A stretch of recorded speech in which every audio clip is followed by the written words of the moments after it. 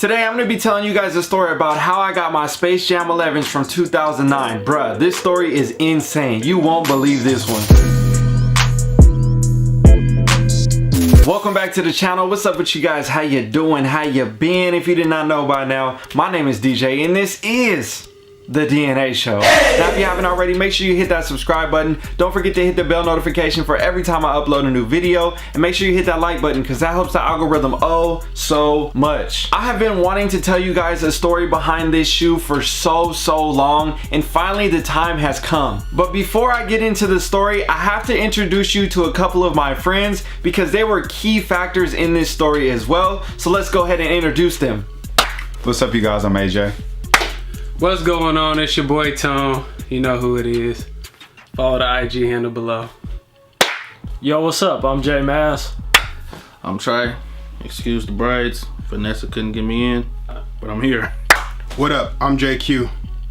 So now that you know who those guys are, you'll see them pop in throughout the story, and man, this is gonna be a good one. So sit back, grab your popcorn, and let's get this story started. So this all started back in 2009, holiday season. We had just became seniors in high school, and we were having a great ball, you know, collecting sneakers and all those different fancy things. But we knew the SpaceJam 11s, such an iconic shoe. We had to have these in our collections. And all my homies, we were collectors, so we all needed them. So my whole life, I was like, damn, I need the SpaceJam. So I gotta figure out how I'm gonna get the SpaceJam. So it all started off a cold winter Friday night. We were gonna go camp out at Nike Town. It was freezing cold outside, literally freezing temperatures. So Nike told the people that were sitting in line, they said, hey, we're gonna give all you guys a wristband that'll reserve your pair. Come back tomorrow between 10 a.m. and 1 p.m. and that way you can pick them up whenever you like to. So after sitting in the cold for a couple of hours, it paid off so much. Yeah, it was hella cold at Nike Town.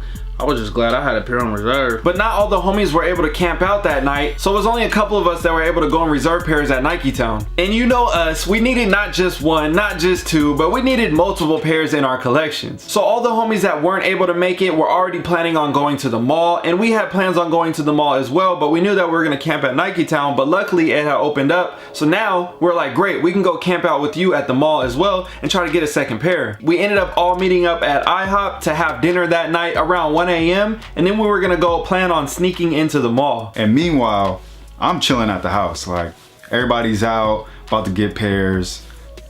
I'm chilling, broke. And I had some intel from some previous employees at the mall, so they told me exactly what door to go to and what door the janitors go through so we could sneak in the same exact door. We got there around 2 a.m. and we saw an employee coming out of the door, and we knew this is our moment. This is our chance to block the door and leave it open so we can get in. Dashed up to the door. I stuck a cup inside the door so that way the door wouldn't close all the way and the lock wouldn't latch onto the frame. So by doing that, that guaranteed us a way into the mall when we were ready to come back later in the morning. So we all sneak into the mall, and we didn't realize, we weren't thinking, you know, we're still young.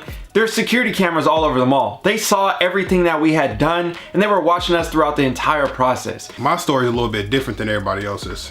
We snuck in, but I was the slowest, and I knew the odds were against me if I stuck with them. So I thought it would be good to break away from the pack. Oh, but before that, we were running up some concrete stairs, and I got pushed into the median, and I hit my knee. I ended up spraining my knee later that I found out. I was on IR already. So now I'm trying to run on with a bum knee, and I'm the slowest already. So then I'm like, okay, well, when we get in this mall, I can't go with them. So everybody breaks off. So first we were at Macy's upstairs where the mattresses and everything were at. I was hiding there trying to elude everybody, right? I thought this would be a good place to hide because I don't ever see security up here. That didn't work out. So then I go to the photo booth to hide in there and close the curtains. I was sneaking over the finish line trying to go sit in front of the doors and just act like I didn't know them. It worked well. The security kept walking by me. They didn't say anything. He's playing chase with them in the mall. I'm just sitting there minding my own business in front of the store. Obviously he knows what I'm there for, but I'm not actively running. One, because my knee hurts,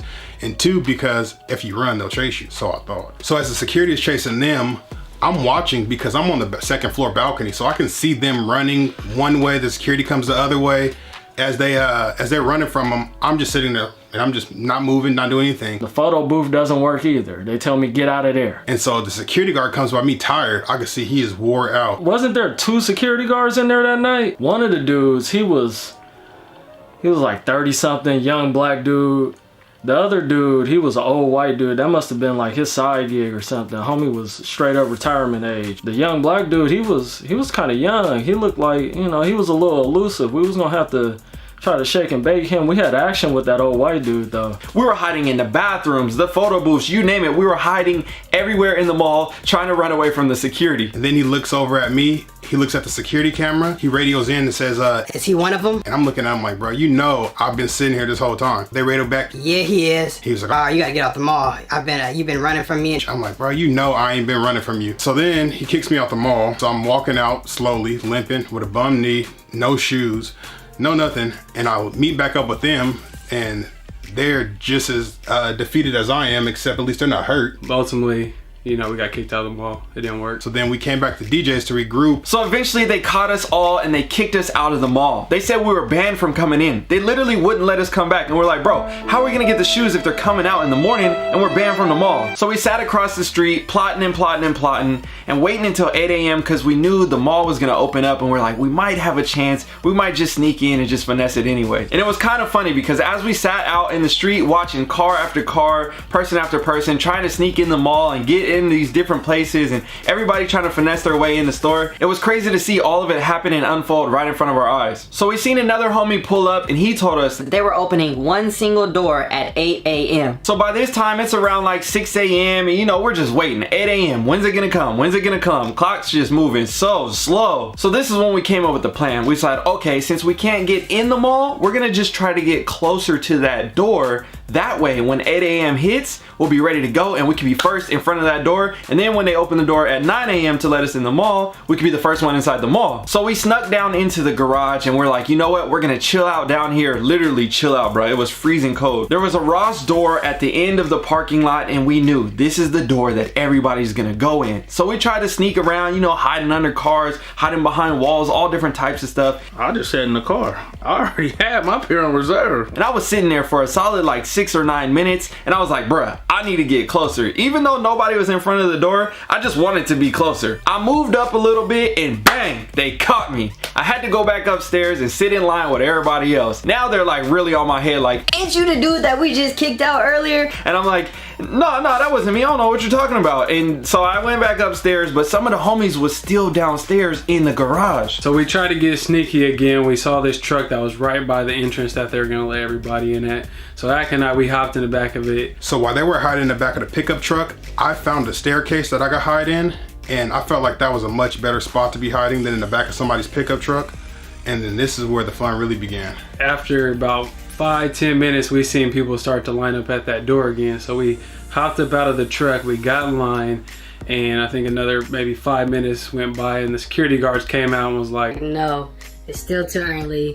Everybody get off the premises. I was hot because I had first spot in line. So while they out here finessing and running around from security guards, I still hid in the staircase. It just made more sense to me. Now by the time I came back upstairs from getting kicked out from the garage, bro, a sea of people. It was about 500 people outside. Everybody running around being crazy. It was ridiculous. It was like 28 degrees outside. Could literally see my breath. There was a security guard downstairs and one upstairs. He told us, Soon as it hits 8 a.m., you guys can go ahead and dash down there. Whoever gets in line, they get first come, first serve.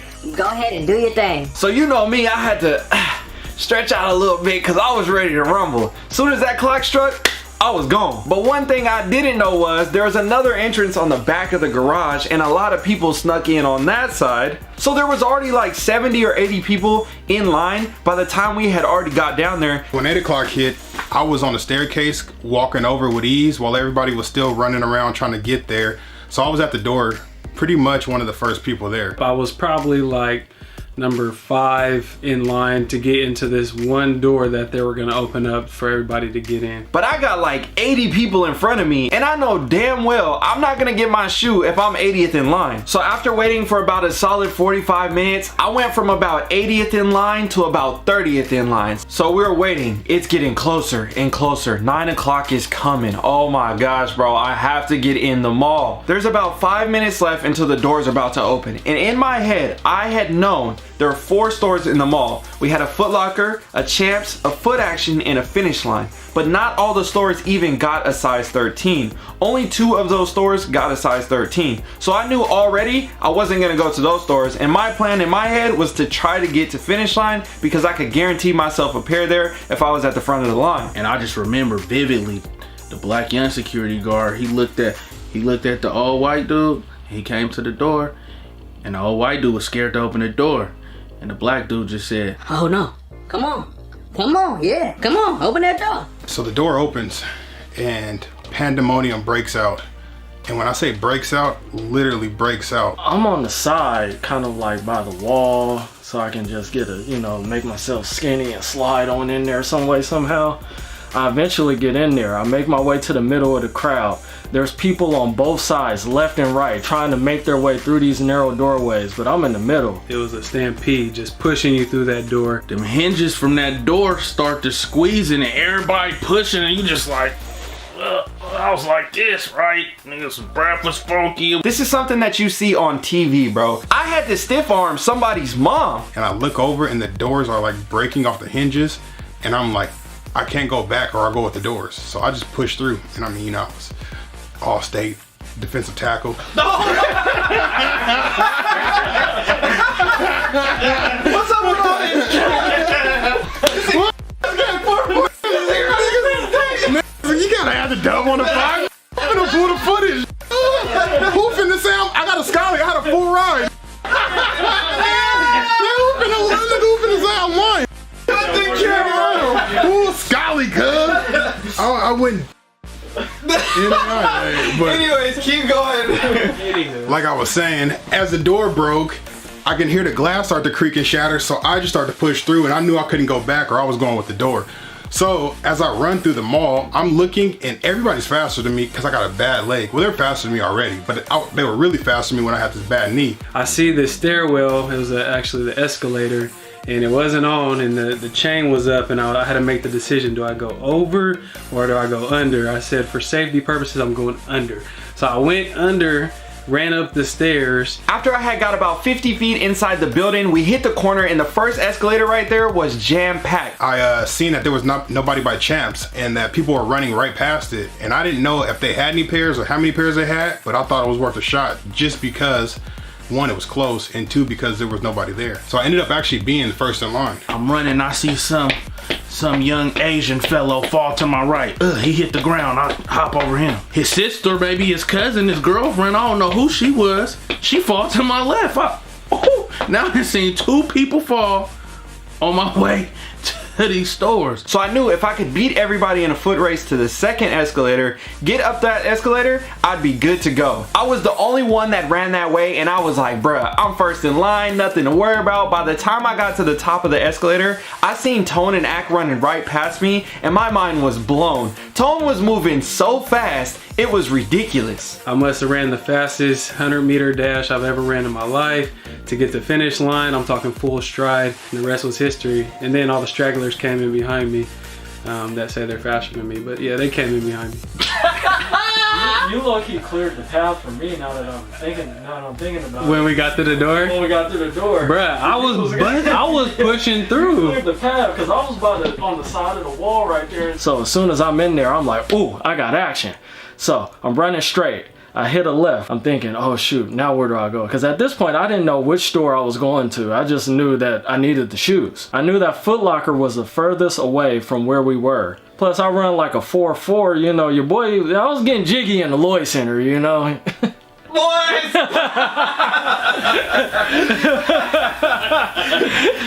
what the young folks say?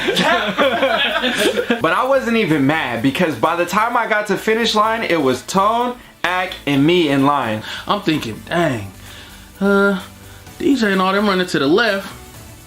They was a tad bit faster than me at the time, so I figured my chances would be pretty well if I went to the right. I got up the stairs and the line was 10 deep, so I just didn't even get in line. I tried to go check on the other stores and those lines were deep too. But remember, I already had my pair, so I didn't care. We all had different sizes and we ended up getting our pairs. It was an amazing day. I didn't get no pairs from the Lloyd Center. And I don't think I stepped in the Lloyd Center since that day. I probably have slid in there and got a Cinnabon though. I ain't gonna lie. Oh yeah, and I forgot to mention, I did end up buying 7 pairs that night, and that was like one of my biggest, craziest cops, like at the time. You know, I had only been collecting for a couple years, and that was a huge night for me. And this is why you have crazy memories behind shoes like this. This was 10, 11 years ago, and I still have my shoes today. I don't necessarily have a pair right now. I ended up getting them though. So my parents ended up getting me a pair of Air Force Ones version of the SpaceJam. So I'm like, what can I do with this? Ended up returning those. Sorry, parents. I ended up trading a pair of KO1s straight across for the SpaceJams. You tell me who won. But I ended up trading those SpaceJams for these bad boys. And I love them. I can't be mad at it. So this is my SpaceJam story. I'm rocking with it. And to this day, still got my pair. So like I was telling you, I was first in line, but I still got kicked out of the mall, and I still didn't get the shoes. Until this day, I've never owned a SpaceJam 11. I can definitely afford to buy them right now, but they're not at retail, and I just can't bring myself to pay resale. 10 years later, I still have my shoe. This shoe means a lot to me. I mean, seeing that this movie came out back in '96, I was 4 at the time, and I remember it like it was yesterday. My mom took me and my cousin to the movies, and since that day, I've idolized this shoe. Cheers to the Toon Squad. Just like many of the other people in the crew, I still got my pair today. A slight yellow on the bottom. Probably never get rid of these. But if you're talking the right price, let me know. I'm very excited to share my stories like this with you guys, especially all the ones that I have shared with my friends, because we talk about these things all the time, and I love putting this stuff on camera and letting you guys see our experiences. And hopefully one day when we're 69 years old and we come back and watch this video, it's gonna be a great thing to look back and laugh on and show our kids like, hey, you know, we used to be fast, we used to cop kicks too. So with all that being said, And while you're at it, do not forget to like, Share. And subscribe. I ain't gonna lie to you, we gotta go. Peace. yo, if you enjoyed this video and you want to make extra money or grow your shoe collection, I want to give you a free video with my 3 tips that were the most powerful that will help you grow your sneaker collection and make an additional $1,000 to $10,000 a month. All you need to do to get this free video is click on the first link in the description or the comment that's pinned in the comment section. That'll take you to a page where you can enter your email address, and I'll make sure that I send you a video right away. And if you enjoyed this video, again, don't forget to like, comment, share, and subscribe. My name is DJ. I'm signing out. I got to go. I'm gone. Peace.